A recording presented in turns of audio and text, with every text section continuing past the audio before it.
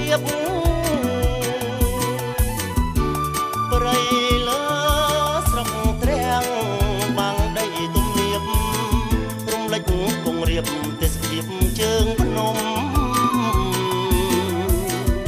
ចិនដើភ្នំខ្លែងកន្លែងខាងកើ